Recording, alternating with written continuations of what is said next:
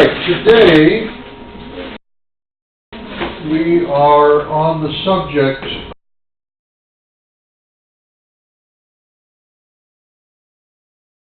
of global health.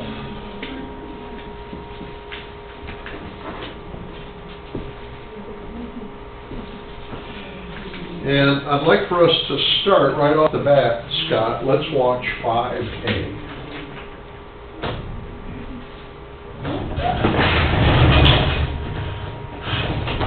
Can't find the TV yet. It just keeps going to TV. Oh.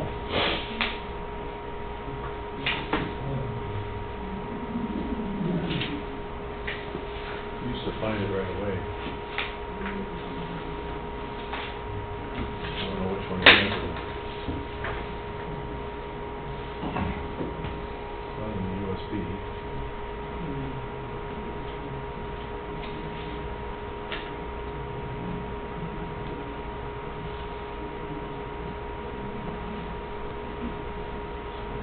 This DVD is playing right now, but I can't find it. Huh. Does that top thing need to be turned on too? I think that's just the audio.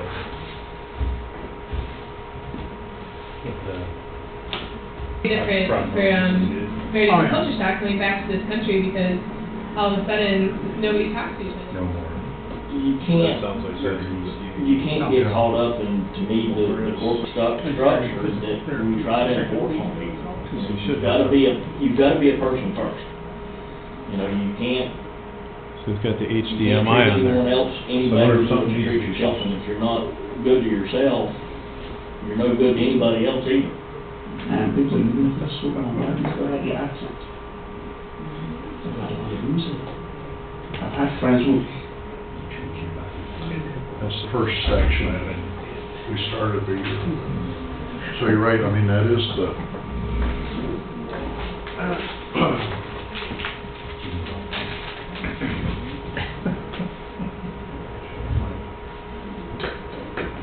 Can't remember, I think this is...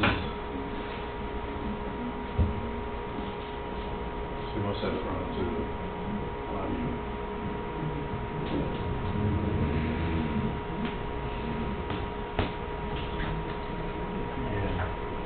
No. Anybody need coffee while we're on break? Coffee? No, thanks, right now. No? Okay, thank you.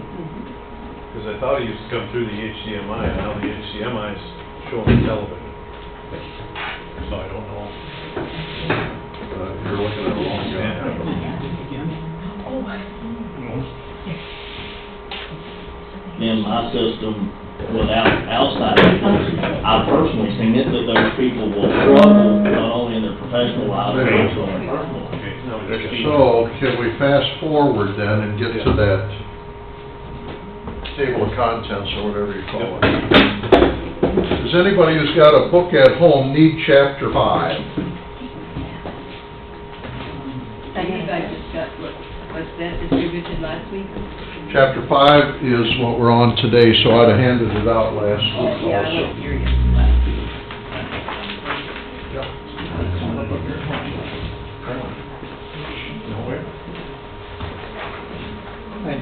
So 5A? 5A, yep. And I had to have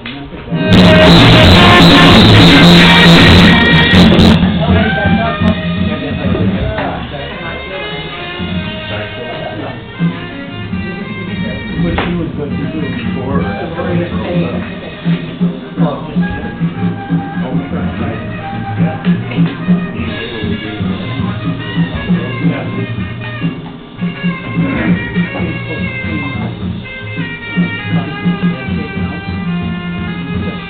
It's still too loud, or?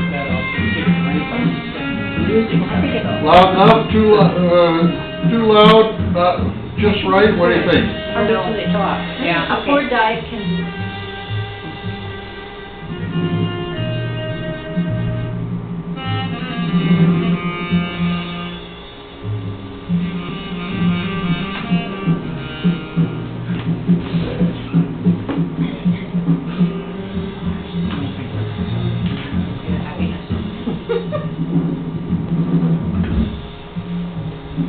that comes you up.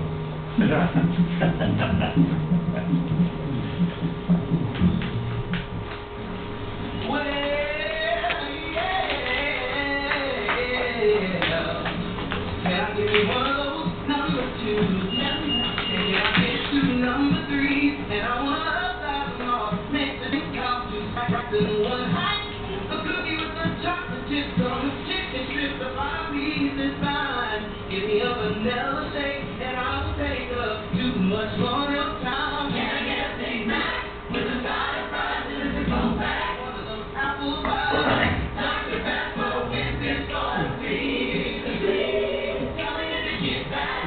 Can I get the bill? Can I get that? One of the Happy Meals. Make it easy, please. I'm running it.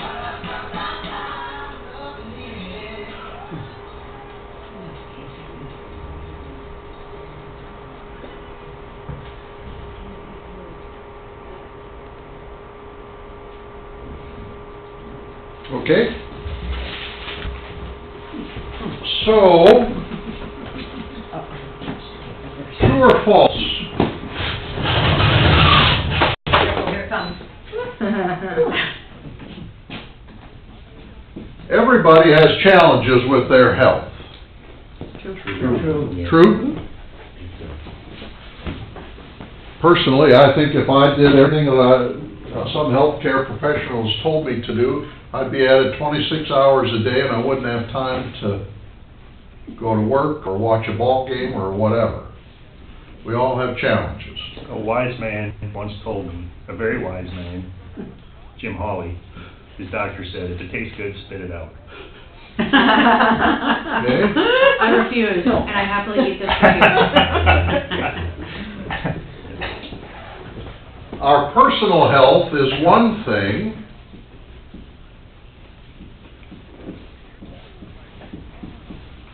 We have reason to be concerned about. Someone else's, either in the next state or halfway around the world, that's another matter. That's not our concern. My health is my concern. Howard's health is not. Or somebody in another country, their health is not my concern. True or false? Oh. False? Oh, my gosh.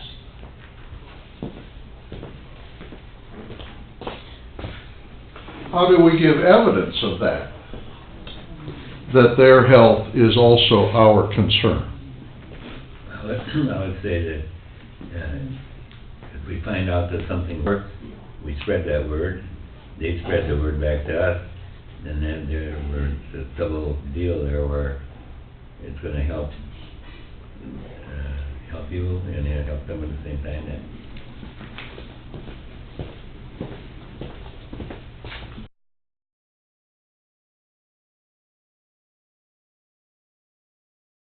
Cooperation. Words, huh? I think we're showing that others' health matters when we host the community market and when we do jet fuel. Say more about that, Allison. Specifically with the community market, we're trying to bring healthier, fresh food when that is often cost prohibitive for a lot of families. And then with jet fuel, we know that the research shows that when kids are fed, they do better in education. And when they do better in education, they're healthier. And it's a cycle that feeds itself. And so we are helping make that happen. One of the links that, and it's in the second half of the DVD, one of the strong links is between someone's relative poverty and their health.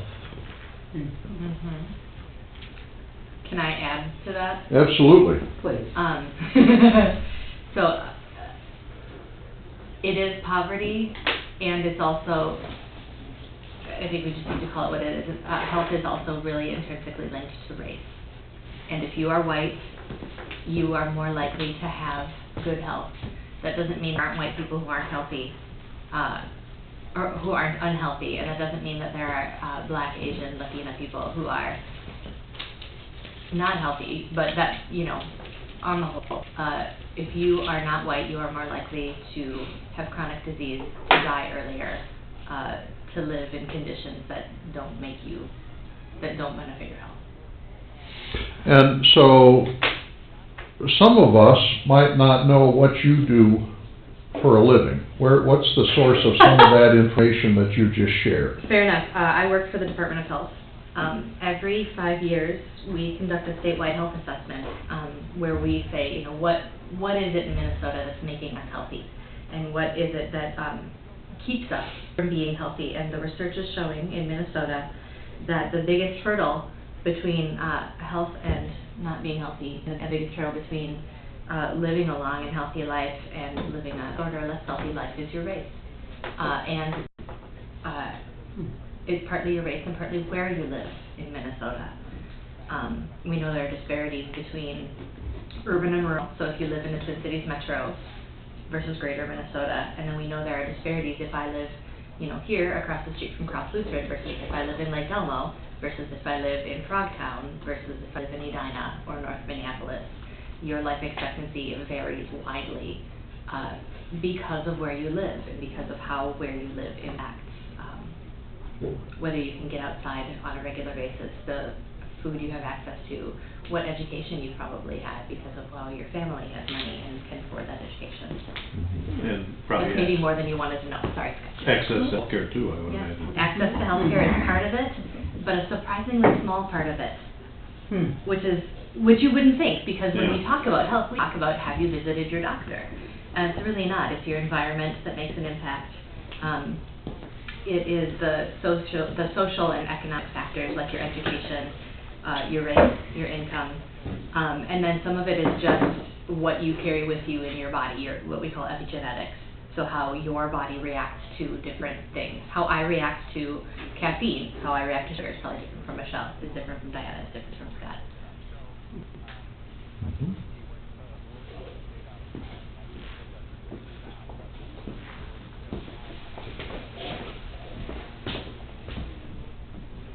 Money is a big issue when it comes to health, right? Because money relates to access and the other issues associated with poverty. What things along with that would be anxiety, you know, you couldn't relax, you would be uptight.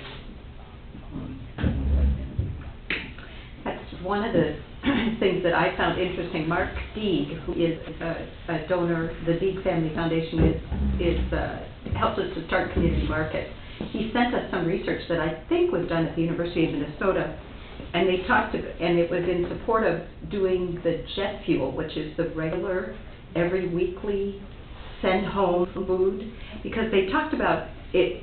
Their research, this particular study showed that it wasn't just the lack of food, it was the anxiety around the food. They called it food insecurity. So the children knowing that they were going to have to go home and not have their breakfast and lunch like they normally do for the whole weekend, and maybe have siblings that they're watching do this, versus knowing I'm going to have some food in my backpack that I can bring every weekend to help us stretch through the weekend. That's one of the things that we were using to support the importance of the jet fuel part of the, you know, addition to community market. When jet fuel started here, I paid no attention to it. Honestly, I figured it's just one more program and I don't need to be involved. Well, and Bonnie was on it, and when Bonnie's on something, you can let it go. But when I went to school one day, to John Glenn one day about something else, Tammy Erickson said to me, I'd like you to meet the principal. And so she took me to the principal's office. Is that familiar to you? I've been there not in that one, but I've been in the principal's office many times at Lone Oak Elementary School. And one of the things that Joe McClousett said that day was that they were very grateful for the jet fuel program that had been started. That didn't do a thing for me, really. Then she said, this was in April, she said, I just want you to know how important it is, because I had 3 students in my office the week before spring break who wanted to know if they were going to get 2 jet fuel packs before spring break, because they wouldn't be in school to get one for the second weekend. And that said something to me about the importance of that program. That there was that kind of anxiety that are we going to eat not just the first weekend, but the second weekend of spring break. That's a commentary on the importance, I thought, of that.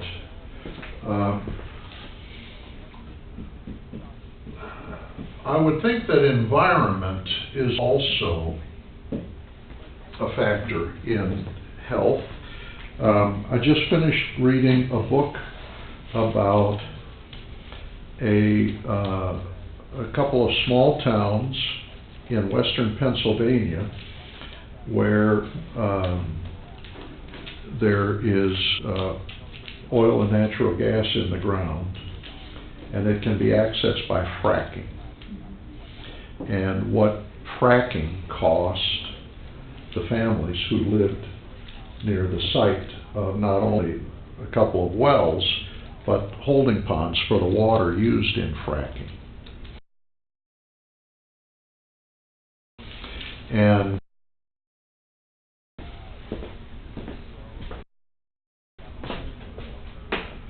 well, there's just an article in the paper that there are communities around us that are getting a lot of money from 3M to take care of their water.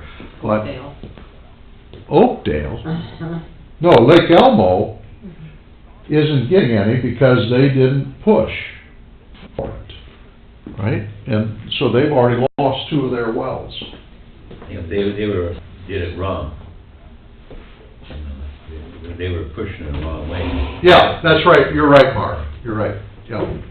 And now they're trying to get back in it. Right. Yes. Yeah.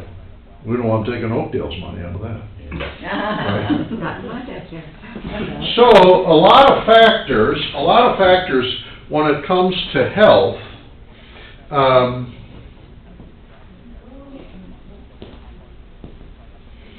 Is global health. One of the things that the longer we spend in this course, the more this global aspect is impressing itself upon me, that we have reason to be concerned not only about our situation, and not even just our national situation. I mean, how long we could spend days on the Affordable Care Act and the attempt to increase access to health care. Who pays for that, right? What does it mean? How does it work? But this notion about global health, why should we be concerned about what happens on the island of Madagascar? Some of us might not be able to pick it out on a map. That's not one of our big trading partners. Why do we care what happens in Madagascar?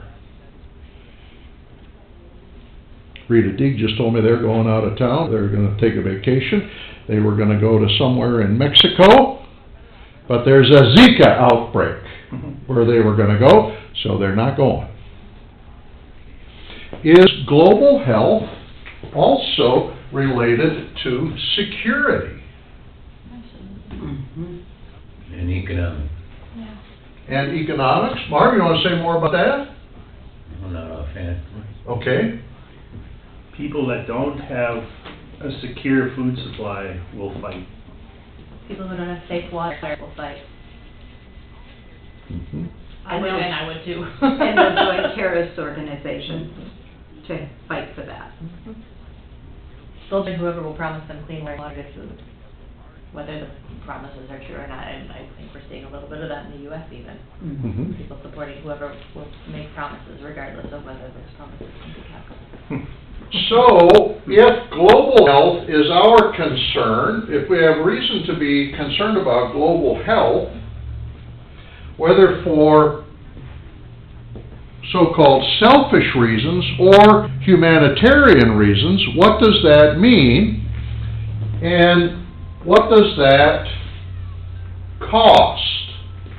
We do not spend a lot of money on health care for other people in other countries, right? And we fight about every dollar we spend in this country on health care. Isn't that why the Gates, though, they have, and Warren Buffett, they have really identified global health issues and really put a lot of money in that direction, because they believe that's important. Mm-hmm. One of the things that the second George Bush administration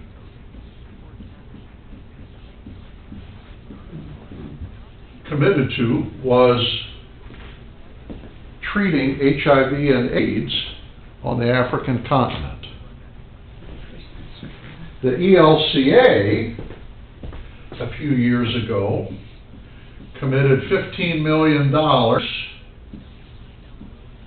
to fighting malaria on the African continent. When Ebola breaks out, who goes to work on that? We sent some military people, didn't we? We did this time. Mm-hmm. I work with a company that does chlorine dioxide disinfection. It's a company called Chlordicis. They're out of New Jersey, and they built a machine to go to Africa to disinfect those stations, those receiving stations for the Ebola people. Really? Wow. Yeah, neat company. Is there any money in that? It was from the U.S. government. The Army was there, funded their equipment. Because finally, money drives it, right? Well, they had to disinfect those receiving stations. That was a big thing. But all it takes is one person who's infected to get on an airplane, right? And not go into quarantine immediately, right? I was on a plane one day when the CDC boarded here in Minneapolis, and we were very worried about being quarantined coming out of Japan. Because of... We were holding our breath for about 20 minutes. One of the passengers was very ill. And CDC came on board and they said, everyone stay in your seat. Keep your seatbelt buckled. And we're sitting at the gate. That was about 30 minutes of terror. Was that avian flu? No. Oh. They didn't know what it was. But there was a lady on the plane that was ill. And, yeah, 30 minutes we stood there hanging in the balance. How much should our federal government be involved in research regarding health issues? Or should that be left to private companies to do the research and then make a profit? If you leave it to private companies, they might not think that the profit's going to be there, so they won't do it. Which we're seeing, because private companies are investing in medicines that are profitable, not medicines that fight things like malaria, or antibiotics that will cover other antibiotic-resistant diseases. I mean, we're seeing that the private companies will not take care of that. So coming from a public health job, like I do, when I worked for the state of Minnesota Department of Agriculture, that was always a debate with the legislature. How much does the public have to invest in safe milk, and how much does the industry? And we came up with this formula, 60-40. 40% of our operating budget for inspection of the dairy industry came from industry through fees. and 60% came from the public, because the public has an interest in a safe milk supply. Now, other states, like, for instance, Illinois, they're 100% funded by the government because they follow the FDA model, is that the FDA inspectors cannot accept even a cup of coffee from an industry person. Wow. Okay? Now,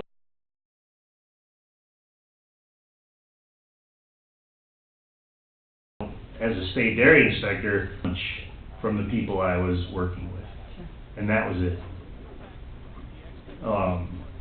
So that's, you know, that 60-40 thing is debated in legislature every biennium, budget biennium.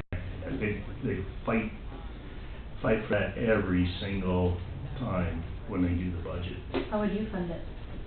I thought it was a good compromise, because I think the industry benefits from the inspection program. Mm-hmm.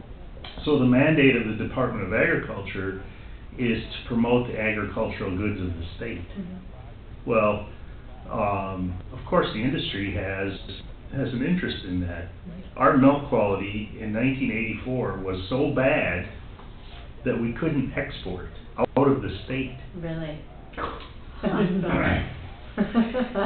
So you have companies like Land O'Lakes, Associated Milk Producers, Dairy Farmers of America.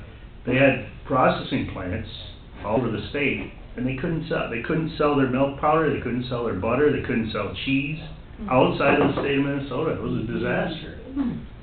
So then that's how I got hired with the state, was to jump on that and, you know, improve the quality so our products would be acceptable for export out of the state. Okay, so it took us 3 years to get that done. Well, that was a benefit to the industry. Absolutely. Well, and to the state's economy. And yes, so at the time, the dairy sector of agriculture was $4 billion of income to the state's economy. Yeah, well, that was a lot of money back in those days. Now it's nothing, you know, but yeah. So there were huge benefits to that public health initiative that was undertaken in '84. I imagine if you're trying to sell why somebody should move to a cold climate. That'd be one reason, right? We have better health care, or we have better food safety than another state where it's warm 9 months out of the year. Well, we made so many improvements in capability. The health department, the ag department, the laboratory, just the laboratory capabilities alone made Minnesota what they call a sentinel site. The departments of ag and health, now the FDA contracts with them to do food safety testing. We do have a pretty good lab. It's a level 4. I mean, and the FDA used to have a little laboratory in Minneapolis, downtown, across the street from the library. And the place was a disaster. I used to have to go over there, and it was like, woo. Hey, let's take a look at 5B, Scott, and see what the two theologians have to say.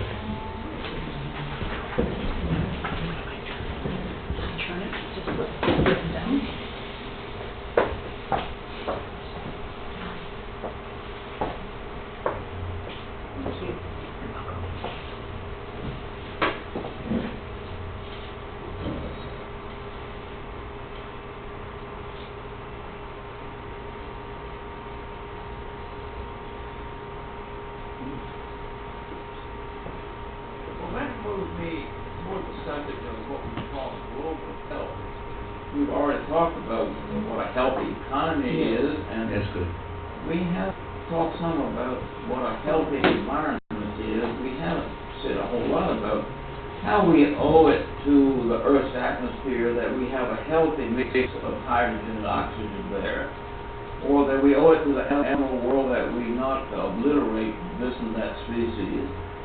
That's part of the dawning new ecological challenge that we have. My own faith is that the Holy Spirit is moving in world civilization to remind us that God is the creator of everything, not just us. Yes. Well, but what you said about these, the poor of India and all the rest of the world, you and I were drafted into a war, the Second World War, to serve in the military force. A war that had its purposes, and which we have something to be repentant of, but I remember Robert McNamara saying in a speech that his calculation was that in the wars of the 20th century, 175 million people were killed. If we think every human life is important, we better be careful about the people who are dying from other things besides the violence of war. I am told that 150,000 children die every month these days from malaria alone. You think the nations of the world are capable of doing something about those deaths? Well, I mean, there are people out there who are, I mean, in my parish just last Sunday, they were asking us to give money to buy nets for people in Africa to keep the mosquitoes out. So clearly, private charity and governmental spending is out there, and it's inadequate. We should do more, but we should also remember that there are people worried about malaria, particularly in tropical parts of the world. The biggest problem for us, I think, is how can we identify the people who are really in their current quality. And, you know, here's a problem of cultural elitism. Those of us who have the privilege of university educations, who've read the classics of not just the Greeks, but ancient India, ancient China, have an easier time identifying with people who are very different in their space from us. For the average person who's spending so much time just, you know, making ends meet, how can they read enough to have an empathetic, they say a novel by an African novelist that would show them what life in an African village is like. Somehow our educational system from early on has to help people do that kind of thing, so that they know what life is like in the rest of the world, and they don't take American middle class as the only norm from which everything else is somehow falling away. You think the church has some resources for helping us into that kind of a benefit?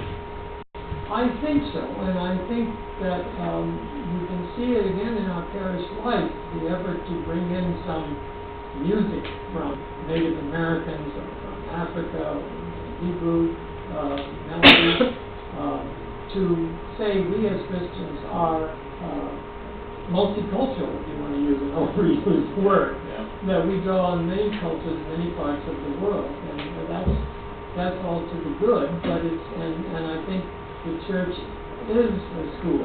I think it's one of the places most central in our education and lifelong education, not just as Sunday school, but and so the church does have a responsibility for expanding our identification, and certainly not for reinforcing the us versus them, that we have everything right and everybody else is wrong. What do we say in reply and dialogue to someone, say in a church discussion, says, look, the Bible says love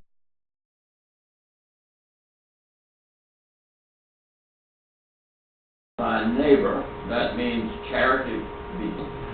We can't do much about the health of babies in Zimbabwe. Think how badly such countries are governed. It's a waste of church money, American tax money, to try to do something in these hopeless places. What would you say about that kind of objection to the whole business of worldwide help to people in need?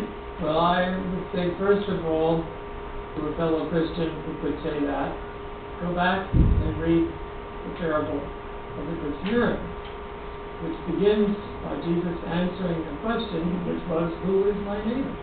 And who did Jesus say is my neighbor? A Samaritan, which was an alien, foreign, despised people that were unclean, you wouldn't touch. and vice versa, they wouldn't touch the Jews, although they were a branch of the ancient Judaic tradition. And yet, Jesus' example of the Good Samaritan is of someone who crosses that boundary and takes care of someone in need who is radically different. It doesn't mean the guy next door. It doesn't mean charity begins at home. It means charity begins with any human in need. Way of saying everybody. Yeah, everybody. And particularly those whom we find alien and problematic. So the true reading of the most popular parable probably in the Bible, maybe the prodigal son is a rival to it, but nonetheless, that's a deep parable that most people don't even understand if they take the notion of neighbor as the guy next door. I think one of the biggest difficulties some of us have when we think about world poverty, for example, we believe in a certain amount of Good Samaritan charity. We ought to send some food. We ought to help people in their distress. But we are often unconscious of how their distress comes about in the first place because of global economics and global politics that our country has a great deal to do with. We haven't talked so far about the problem of membership in global society. To me, this is very high on the agenda. We're living in a world where the economy has become global, but there is no global governance. And indeed, a good part of the reason for why this world's economic collapse is because there were no structures of regulation operating at the global level. They weren't operating at the national level either, God knows. But the notion that we could have a global economy with no sense that we are responsible for that economy in terms of good regulations that would keep speculation at bay and just prevent this kind of catastrophe. We need a global civil society. I don't think we need a global state. That's kind of scary. But we certainly need a global civil society in which together, in identifying ourselves with others all over the world, and actually the ecological movement is a global movement. The feminist movement is a global movement. We already have profound global solidarities on some of the key issues. The concern with poverty versus wealth is global. You find people in every part of the world that are deeply concerned and reaching out to others in other countries who are concerned. They have their own wealth gaps. They have their own wealth gaps, but they know it's a global problem. There are rich nations and poor nations, not only rich and poor nations. So building on that to some kind of global civil society where we can exercise some control on a global economy that's just totally out of control. And when you say civil society, you have in mind certain principles and laws which have some means of enforcement. Exactly.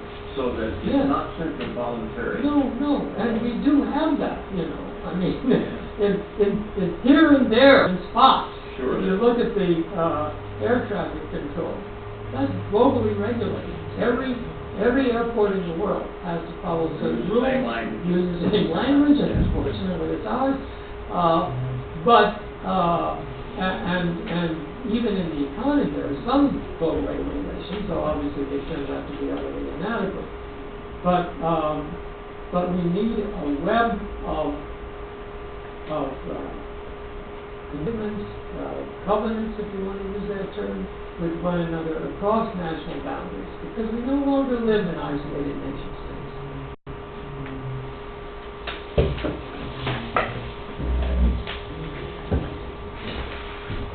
Are these guys not familiar with the United Nations and FAO, WHO? Don't seem to know anything about that. I think lack of enforcement. Well, and I think, and their references, I take it this was done right when the recession began, 2007. So I think they were thinking, lack of financial regulation, nationally and internationally. But go ahead, Dan. You want to say? Well, I mean, there are organizations under the banner of the United Nations, two that I'm familiar with, Food and Agriculture out of Rome, Italy, and the World Health Organization. Those organizations are, funded by us, you know, and member states of the United Nations to go out and work with countries that are having these difficulties. And it's a big thing. I've sat in on many presentations from those organizations. And of the UN's organizations, they have some of the, have some of the greater credibility. But still, subject to some corruption. I mean, that's always a problem. Which they reference too, here. We're at 10 of. Any other comments about this?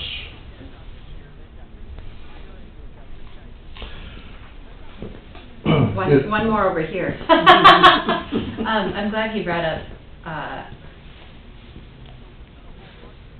the reason that so many countries are in the predicaments they're in is because other countries who are in power or who were in the past, even in the past couple centuries, put those countries in that place.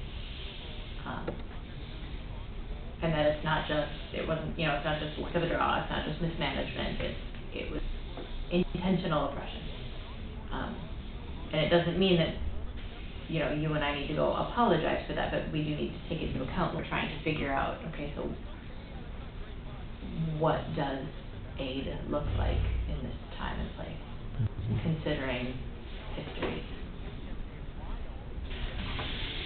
It seems to me that regardless of what one might think about America First, that there is a pretty good case being made in what we've been talking about all fall, that it cannot be America only. You know, even if we think America First makes some sense, it cannot be America only. Well, and I also appreciate that he talks about, that they talk about when you help someone, you know, someone's going to say, well, you're helping that person over there, why aren't you helping this person right here, or you're helping this person right there, what about those orphans over there? Mm-hmm. You just help where you can, with compassion and with love, and if you're helping someone, you are doing God's work. Mm-hmm. I mean, you just try your best. How do you turn around a corrupt government? Thankfully, it's not something I have to worry about. But yes, it's true. I mean, you can't just throw money without accountability, and you can't have all accountability before you distribute money. You have to find the balance, and I don't know what that looks like.